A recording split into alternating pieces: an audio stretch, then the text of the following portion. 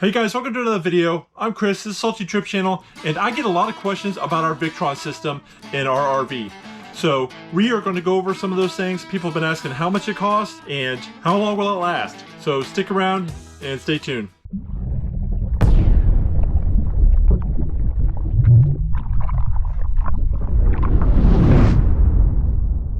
We're going to go over a few things today, but first what we're going to do is we are going to kick off shore power because we are on hookups right now. We're going to kick those off and we're just going to run off our Victron inverter system that powers our 24 volt, 600 amp hour battery system, which is the equivalent to 1200 amp hours of 12 volt power.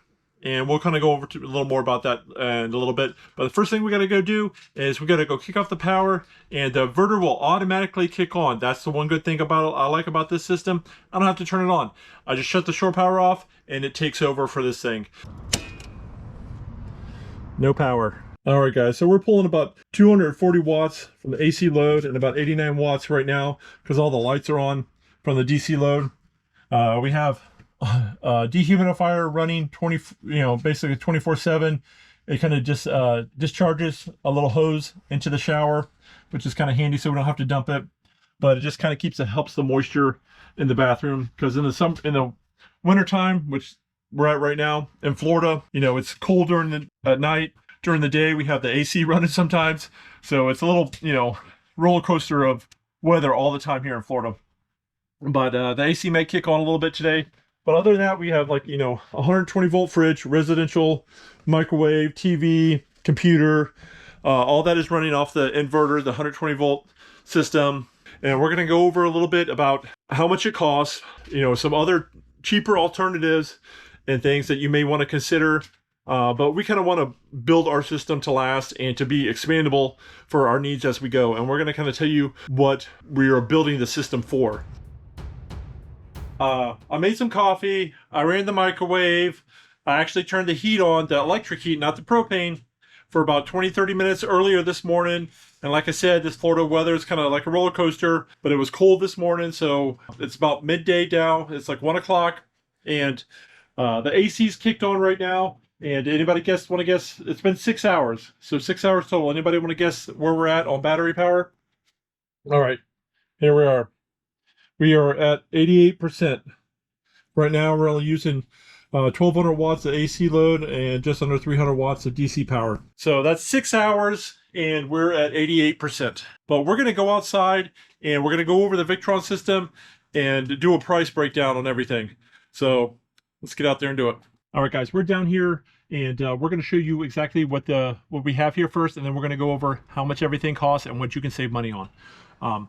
This is the Multiplus 2 24 volt 3000 VA 70 amp Victron inverter. And then we have the Lynx Shunt 1000, the Lynx Distributor 1000, the Cerbo GX. We also have the GX Touch 70 inside, and we have two Orion 24 volt to 12 volt inverters. But we're going to kind of go over a little bit about what the benefits are of 24 volt versus 12 volt.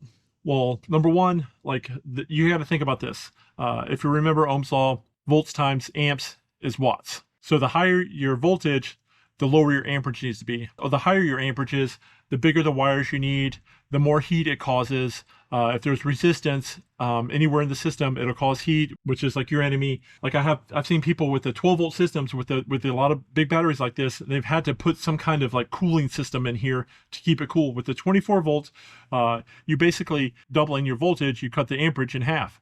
So you use less wires and it creates less heat in the system. So that's one of the advantages. And we'll go over some pricing stuff too later as far as wires and stuff like that.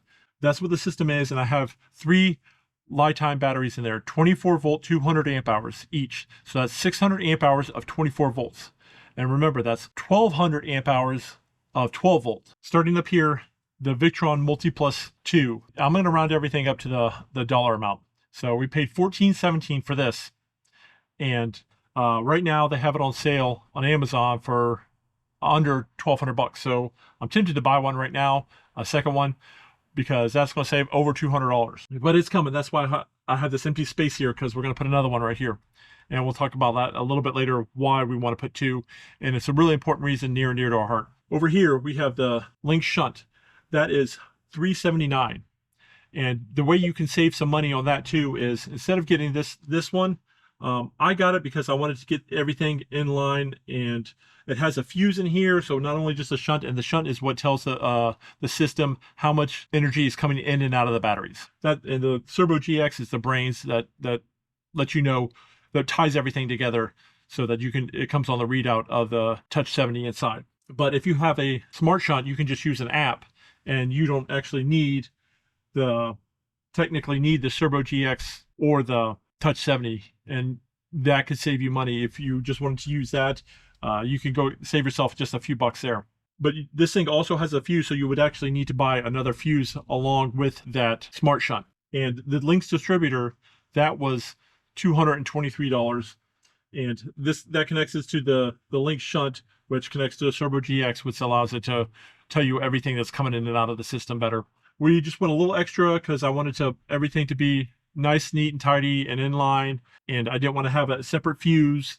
I wanted it all to be in one, tidy box here. So, all right, so the Servo GX, was $341. Next thing is the Orions. Those were $139 each. Like, we could probably get away with just one Orion, because we technically will max out at about 70 amps, because if we run 2 jacks at one time at max power, that at 70 amps. But I just wanted to have a little extra just in case. The $139, we just have them run in parallel, so it doubles that to 160 amps, give me plenty of extra 12-volt power to do whatever I need. I'd rather have the little extra than, cut it close. All the Victron stuff and the touchscreen inside totaled $2,979. So just under $3,000 for all the Victron equipment. And then now we get down to like the wiring and stuff like that.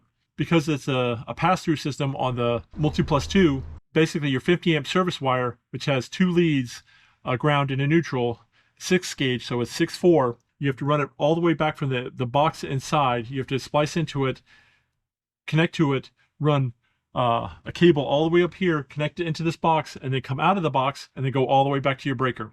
That wire was $228, and it was just enough. We had a little left over. We also did 2-aught wire and crimps for a power to and from the batteries and from the distributor to the Multiplus. And technically, with the 24-volt system, you can run 1-aught cable. I'd rather go a little extra and go 2-aught, but definitely if you're running 12-volt systems, you need to run 4-aught. Copper's expensive, so the bigger the wire you get, the more expensive it is. We'll just tell you a little bit of the difference. 2-aught wires and crimps were $152 for this system. And if you were to go to 4-aught, it'd be $229. But if I would only use 1-aught cable, it would only cost $65. And then I also bought the crimper that you need to crimp all these things, and that tool was only $45. And then I have 2 isolator switches, one main one to the batteries, and then I have another isolator switch back over here, and that is just to isolate the Orions from the 24-volt system. Fuses are pretty cheap. You have a different fuse for here, and then you have your mega fuses in here. And then also I did put one fuse directly onto the positive side of the battery, 300 amp fuse on there. And I think total, those were about like $45, $50. But it's pretty close to that. They're pretty cheap. They're like, $5, $10 for a pack of 2. And you want to have extras in case something blows, you can put it in there and replace it. So I have extras. And that totals out to $465 for wires, crimps, the crimper, isolator switches, fuses, $465. So going 24 volt, you do save some money on the wiring. But now let's talk about the batteries. I have the LIthium 24 volt 200 amp hour batteries. I bought that myself because I did my research, looked at the Battleborns, and those were ridiculously expensive. And I looked at some other ones, some cheaper ones, and I watched some videos where people are tearing them apart, taking them apart, and some of the workmanship is a little shoddy. Some of the solders and stuff, it's just, didn't look like it would hold up very well. So somebody did a tear down of the LIthium batteries, and they seemed like a pretty good build, and for the price, that's why I went with that. And when I bought that first battery, it was $15.50. And then because I have another channel, YouTube channel, Salty Strikes, and I do fishing, and I've done like some, I bought a lithium battery for the trolling motor and stuff like that. And I kind of got a little popular over there. LIthium reached out to me and offered to give me another battery. I was like, if you're going to give me a battery, I wanted another one for my RV. They gave me the second battery for free. Like I wasn't paid. I know some people are going to argue with that because you got the battery, you were paid. No, it didn't come with any contract saying what I had to say about them. They just said, if you'll review this and make a video on both channels, we will give you this battery. That was the conditions. The thing is, I already bought a battery from them that I knew I liked it. So I knew it would be a win-win situation. I got a free battery from a battery company I already trust and like. I know people argue about the sponsorship and paid. It's like, you're only saying that because, it's, they gave it to you for free. No, I didn't, because I already bought it myself. I already paid money for it myself. And that's the kicker, is I went and bought a third battery too. Like if I wouldn't have bought two batteries and if I didn't think it was a good battery. So I'm not saying it just because they gave it to me. I paid for the first one, second one was free, and third one I got on sale for $1,255. So that's almost $300 off what I paid for the brand new one. So prices are coming down, and that was only 6 months apart. So if you keep an eye out for these LIThium batteries, their quality was not sponsored by any of these companies to Victron or nobody else to put any of this stuff in there. I just did my research, and this is what I came up with as the best situation for us. So the total for the batteries was $2,805. And that's only for me paying for two. Like after this, we do this test. I've done a test with just one battery and see how long it will last. And I did the test when I got the second battery, and we see how long it would last with the AC running and stuff like that. You can go back and watch those videos. I have a playlist of the Victron power system and stuff like that on the channel.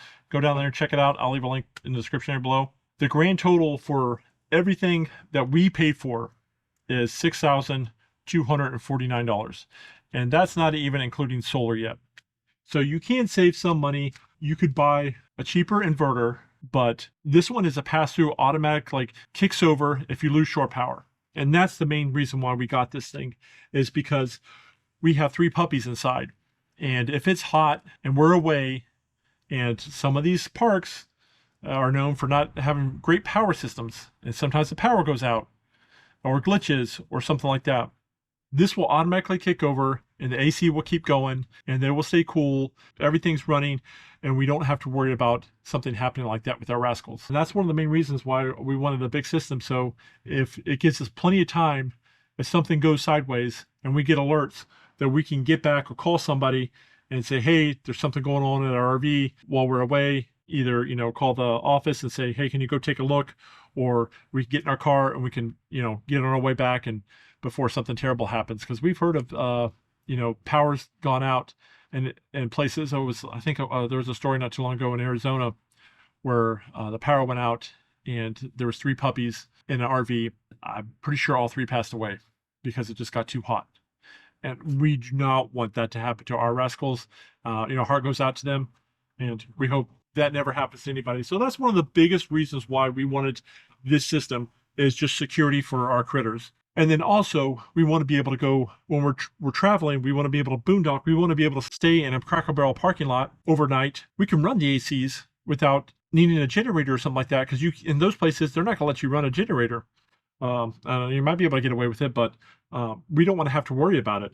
And that's one of the main reasons why we want to get a second inverter too, because this will only do 2,400 watts. If it's the middle of summer in Florida, you have to have both ACs running, and you can't run 2 ACs off of this thing. And that's kind of why we're doing this test inside, is to figure out how long we can last. And this is wintertime in Florida.